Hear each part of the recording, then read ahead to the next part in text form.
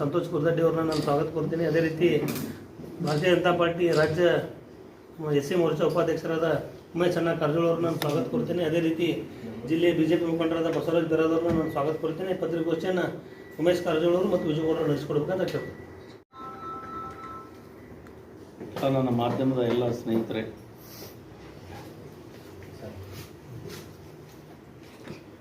ಇವತ್ತು ತಿಕೋಟದಲ್ಲಿ ನಡೀತಕ್ಕಂಥ ಶಾರದಾಂಬಾ ಪದವಿ ಕಾಲೇಜಿನಲ್ಲಿ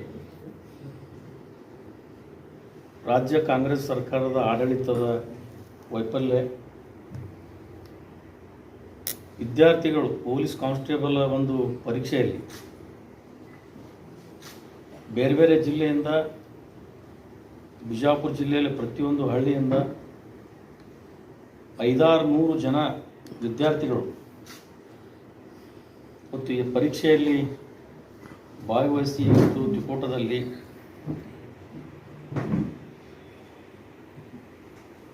ನೇಮಕಾತಿ ಪರೀಕ್ಷೆ ಯಾವ ರೀತಿ ನಡೀಬೇಕು ಅನ್ನೋದು ಇಡೀ ಜಗತ್ತು ಜಾಹಿರುತ್ತದೆ. ಸಂಪೂರ್ಣ ಹಾದಿ ತಪ್ಪಿ ಅಕ್ರಮ ಮತ್ತು ವ್ಯವಸ್ಥೆಗಳಿಗೆ ಸಾಕ್ಷಿಯಾಗಿದೆ. ಪ್ರಾಮಾಣಿಕ ಮತ್ತು ಪ್ರತಿಭಾವಂತ ವಿದ್ಯಾರ್ಥಿಗಳಿಗೆ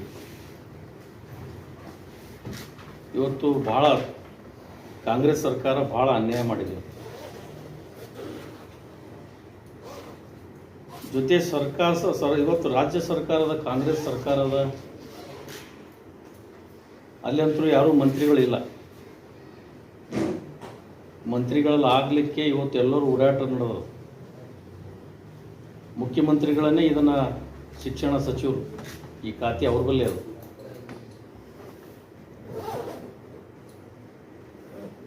ಈ ವ್ಯವಸ್ಥೆ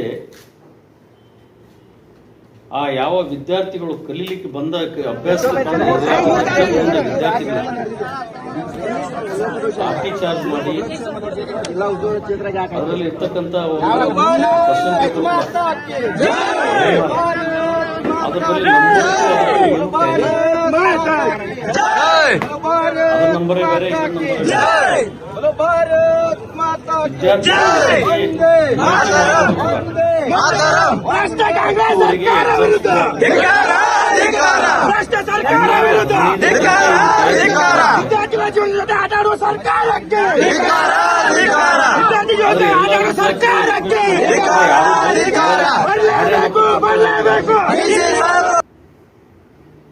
ಸಂಬಂಧಪಟ್ಟ ಅಧಿಕಾರಿಗಳಲ್ಲಿ ಅಲ್ಲಿರ್ತಕ್ಕಂಥ ಟೀಚರ್ಗಳಾಗಲಿ ಯಾರೂ ಇಲ್ಲ.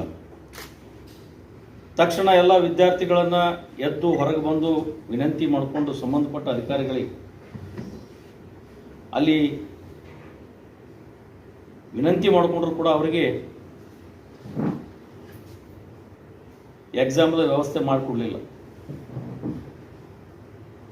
ಪರೀಕ್ಷಾ ಕೇಂದ್ರದಲ್ಲಿ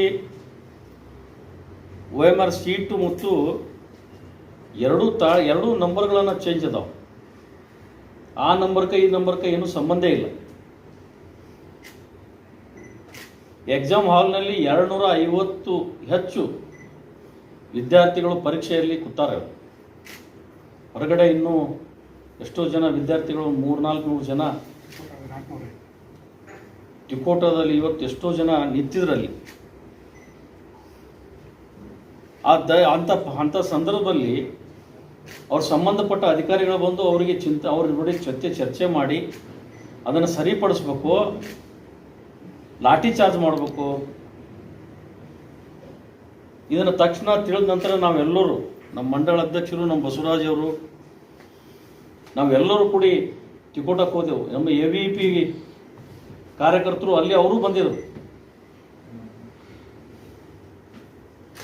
ಒಂದು ಅಟ್ಲೀಸ್ಟ್ ಒಂದು ಸೌಜನ್ಯತೆಯಿಂದ ಇವತ್ತು ಪೊಲೀಸ್ ಅಧಿಕಾರಿಗಳಿಗೆ ನಾನು ಕೇಳಿ ಬಯಸ್ತೀನಿ. ಎಲ್ಲ ವಿದ್ಯಾರ್ಥಿಗಳು ಕೂಗಾಡಿ ನಮ್ಗೆ ಅನ್ಯಾಯ ಆಗ್ಯದ ಎಷ್ಟೋ ಜನ ಅಳಕತ್ತಿರು. ಸ್ವತಃ ನಾನು ಎಲ್ಲ ಪೊಲೀಸ್ ಅಧಿಕಾರಿಗಳ ಜೊತೆ ಚರ್ಚೆ ಮಾಡಿ ಅವ್ರದ್ದು ಏನಾಗ್ಯದ ಕೇಳಿ ಅದನ್ನು ಸರಿಪಡಿಸೋಣ ಅಂತಂದರೆ ಪೊಲೀಸರು ಬಂದು ಲಾಠಿ ಚಾರ್ಜ್ ಮಾಡಿ ಎಲ್ಲರಿಗೆ ಕರ್ಕೊಂಡೋಗಿ ನಿಡಗುಂದಿ ಅಥವಾ ಆ ಕಡೆ ಎಲ್ಲೋ ಸೋಲಾಪುರ ರೋಡಿಗೆ ಎಲ್ಲರೂ ಕರ್ಕೊಂಡು ಹೋಗ್ತಕ್ಕಂಥ ವ್ಯವಸ್ಥೆ ಇದು ಪೊಲೀಸರೇ ಒಂದು ರೀತಿ ರೋಡ್ ಮೇಲೆ ಹೇಳ್ದಂಗೆ ಆಯ್ತು. ಯಾರು ಹೇಳೋರಿಲ್ಲ ಕೇಳೋರಿಲ್ಲ.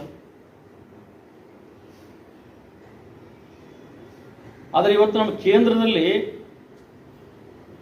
ನಮ್ಮ ಸಚಿವರು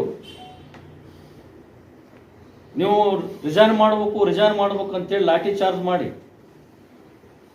ಬೀದಿಗಿಳಿದು ಎಲ್ಲ ವಿದ್ಯಾರ್ಥಿಗಳು ಕರ್ಕೊಂಡು ಹೋರಾಟ ಮಾಡಿದ್ರು. ಅದರಲ್ಲಿ ಎಷ್ಟೋ ಜನ ಗುಂಡಾಗಳನ್ನು ಕರ್ಕೊಂಡ್ಬಂದು ನರೇಂದ್ರ ಮೋದಿಜಿಯವರು ನಮ್ಮ ದೇಶದ ಪ್ರಧಾನಿ ಮಂತ್ರಿ ಮನೆ ಮುಂದುಗಡೆ ಇವತ್ತು ರಾಹುಲ್ ಗಾಂಧಿ ಅವರು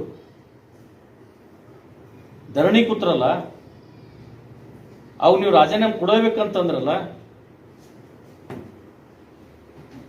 ಅವಾಗ ನಮ್ಮ ಕೇಂದ್ರ ಸರ್ಕಾರದ ಮಂತ್ರಿಗಳು ರಿಸೈನ್ ಕೂಡ ಮಾಡೋದು.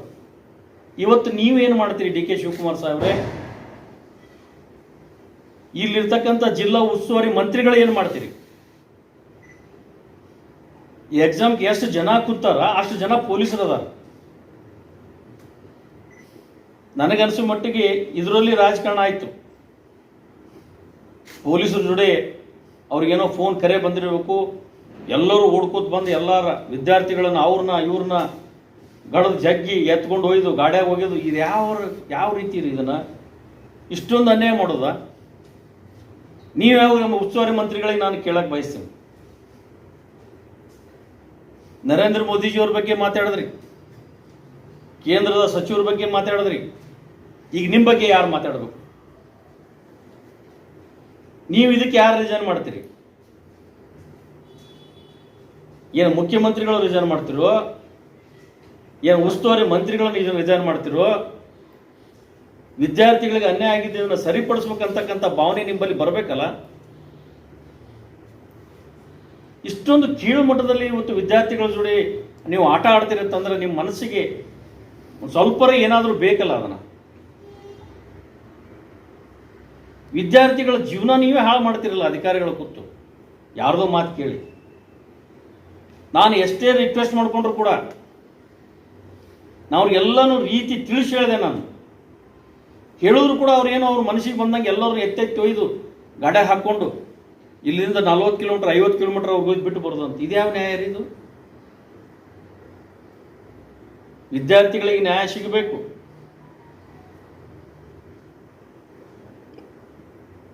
ಅದನ್ನು ಸರಿಪಡಿಸ್ತಕ್ಕಂಥ ಇವತ್ತು ಜಿಲ್ಲಾಡಳಿತ ಮಾಡಬೇಕು. ನಾ ಜಿಲ್ಲಾ ಅಧಿಕಾರಿಗಳಿಗೆ ನಾನು ಒಂದು ವಿನಂತಿ ಮಾಡ್ಕೋತೀನಿ.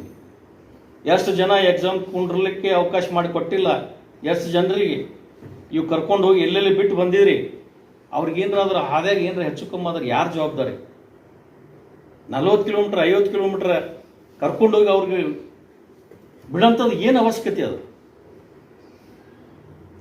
ಅವರು ತಮಗೆ ಅನ್ಯಾಯ ಆಗ್ಯದ ಅಂದ್ರೆ ಅವ್ರು ನ್ಯಾಯ ಕೇಳೋದು ತಪ್ಪನ? ನಿಮ್ಗೊಂದು ವಿಡಿಯೋ ತೋರಿಸ್ತೀನಿ ಯಾವ ರೀತಿ ಆಗ್ಯದ ಅಂತಂದ್ರೆ ಆ ವಿಡಿಯೋ ನೋಡ್ರಿ ನೀವು. ಪ್ರಾಕ್ಟಿಕಲ್ ಆಗಿ ಇದು ಆಗಿದ್ದನ್ನು ನಿಮಗೆ ತೋರಿಸ್ತೀನಿ ನಾನು.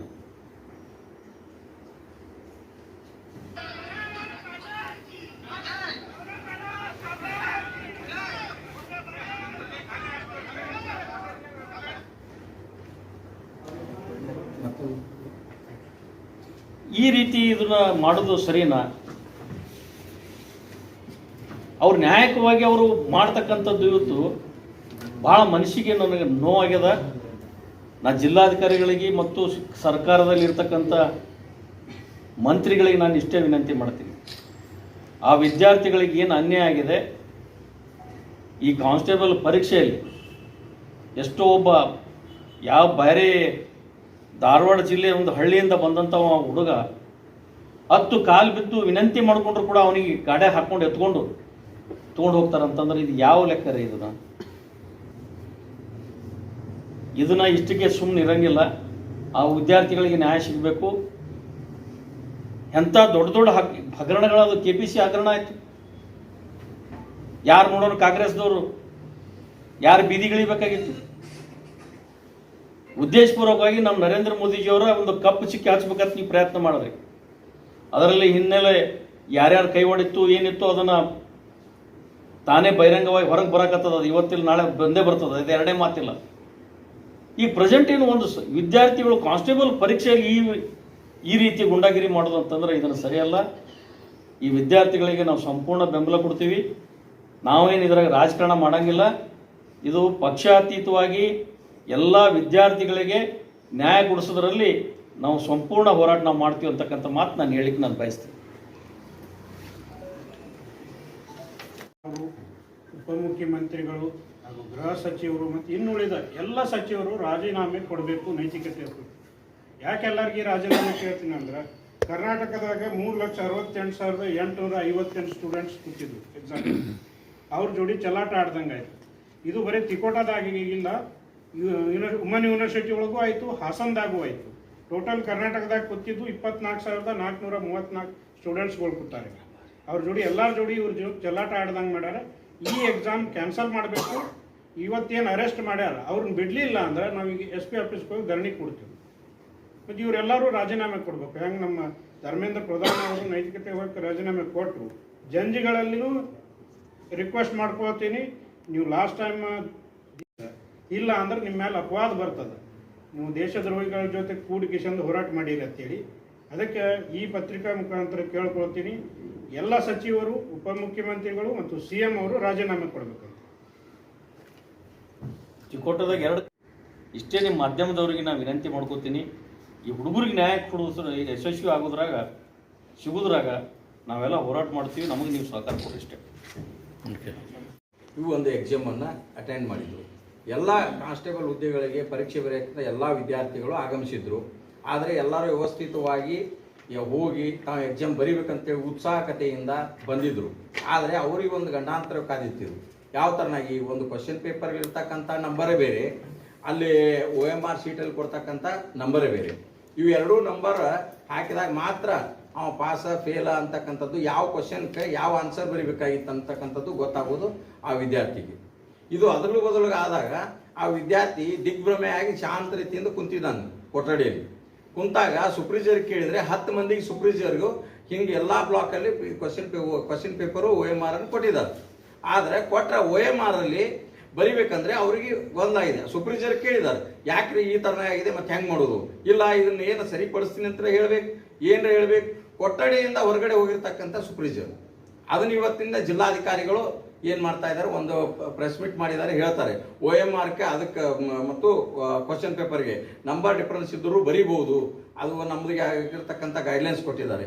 ಇದೇ ಗೈಡ್ಲೈನ್ಸನ್ನು ನೀವು ಶಾಂತ ರೀತಿಯಿಂದ ಈ ಥರನಾಗಿ ತಿಕೋಟ ಬಾಗಲಿ ಆಗಿದೆ, ಅದಕ್ಕೆ ನೀವು ಹೋಗಿ ಯಾಕೆ ಸಮಜಾಯಿಸಿಕೊಡ್ಲಿಲ್ಲ? ಅಲ್ಲಿ ಸೂಪರ್ವೈಸರ್ ಇರ್ತಾರೆ, ಅಲ್ಲಿ ಮೇಲಾಧಿಕಾರಿಗಳು ಇರ್ತಾರೆ, ಅಲ್ಲೆಲ್ಲ ವಿದ್ಯಾರ್ಥಿಗಳಿಗೆ ಕನ್ವಿನ್ಸ್ ಮಾಡ್ಬೋದಾಗಿತ್ತಲ್ಲ ನೀವು. ಇಲ್ಲ, ಈ ಥರನಾಗಿ ಪ್ರಾಬ್ಲಮ್ ಆದ್ರೂ ಅದಕ್ಕೆ ಸರಿಪಡಿಸೋನು, ನೀವು ಸರಿಯಾದ ರೀತಿಯಿಂದ ಎಕ್ಸಾಮ್ ಬರೀರಿ, ನಾವು ಇದಕ್ಕೆ ಏನು ಮಾಡ್ಬೇಕಂತ ಮುಂದೆ ನಾವು ವಿಚಾರ ಮಾಡ್ತೀವಿ ಅಂತೇಳಿ ಒಂದು ಸೌಜನ್ಯಕ್ಕಾದರೂ ಅಥವಾ ಅಲ್ಲಿ ವಿದ್ಯಾರ್ಥಿಗಳಿಗೆ ಕುಂದಿರಿಸಿ ಎಕ್ಸಾಮ್ ಬರೆಯುವಂಥ ವ್ಯವಸ್ಥೆಯನ್ನು ಇವತ್ತಿನ ಆಡಳಿತ ವೈಫಲ್ಯ ಕಾರಣ. ಇಲ್ಲಿ ಒಂದು ಜಿಲ್ಲೆಯ ಆಡಳಿತ ವೈಫಲ್ಯ ಕಾರಣ.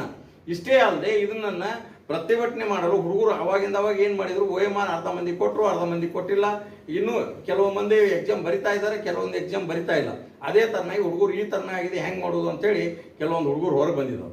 ಹೊರಗೆ ಬಂದಾಗ ಅದೇ ಥರನಾಗಿ ಪ್ರತಿಯೊಂದು ವಿದ್ಯಾರ್ಥಿಗಳು ಹೊರಗೆ ಬಂದು ಅವರು ಧರಣಿ ಸತ್ಯಾಗ್ರಹ ಕುಂತಾಗ ಅವರಿಗೆ ಹೋರಾಟವನ್ನು ಹತ್ತಿಕ್ಕುವಂಥ ಪ್ರಯತ್ನವನ್ನು ಇಲ್ಲಿ ಜಿಲ್ಲಾಡಳಿತ, ಇಲ್ಲಿ SP ಅವ್ರು ಮಾಡ್ತಾರೆ.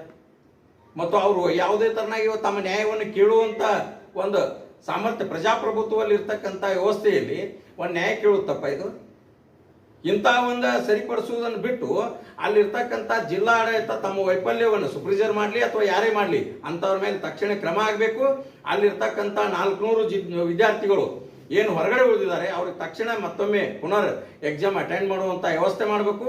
ಅವ್ರಿಗೆ ಸರಿಯಾದ ರೀತಿಯಿಂದ ಎಕ್ಸಾಮ್ ಬರೆಸಬೇಕು. ಒಂದು ವೇಳೆ ಬರೆಸದೇ ಇದ್ರೆ ಇಲ್ಲಿ ಜಿಲ್ಲಾ ಆಡಳಿತ ವಿರುದ್ಧ, ಇಲ್ಲಿ SP ಅವರ ವಿರುದ್ಧ ನಾವು ಉಗ್ರವಾದ ಹೋರಾಟವನ್ನು ಮುಂದಿನ ದಿನಗಳಲ್ಲಿ ಭಾರತೀಯ ಜನತಾ ಪಾರ್ಟಿಯಿಂದ ಮತ್ತು ಸಾಮೂಹಿಕವಾಗಿ ಇನ್ನುಳಿದ ಸಂಘಟನೆಗಳಿಂದ ಉಗ್ರವಾದ ಪ್ರತಿಭಟನೆ ಮಾಡ್ತೀವಿ. ನಾವು ಇದಕ್ಕೆ 4 ದಿನ ಕಾದು ನೋಡ್ತೇವೆ, ಏನು ಮಾಡ್ತಾರೆ ಏನಿಲ್ಲ, ಜಿಲ್ಲಾಧಿಕಾರಿಗಳು ಏನು ಮಾಡ್ತಾರೆ, SP ಅವರು ಏನು ಮಾಡ್ತಾರೆ, ಇದಕ್ಕೆ ಯಾವ ಕ್ರಮ ಕೈಗೊಳ್ತಾರೆ, ಆ ಎಲ್ಲವನ್ನು ನೋಡಿ ಮುಂದಿನ ದಿನಗಳಲ್ಲಿ ನಾವು ಉಗ್ರವನ್ನು ಹೋರಾಟವನ್ನು ಮಾಡ್ತೀವಿ ಅಂತ ಹೇಳಿ ಇವತ್ತಿನ ಬಬಲೇಶ್ವರ ಮತಕ್ಷೇತ್ರದ ಮಂಡಲ ಅಧ್ಯಕ್ಷನಾಗಿ ಇವತ್ತಿನ ಅವರಿಗೆ ಆಗ್ರಹವನ್ನು ಮಾಡ್ತೇನೆ.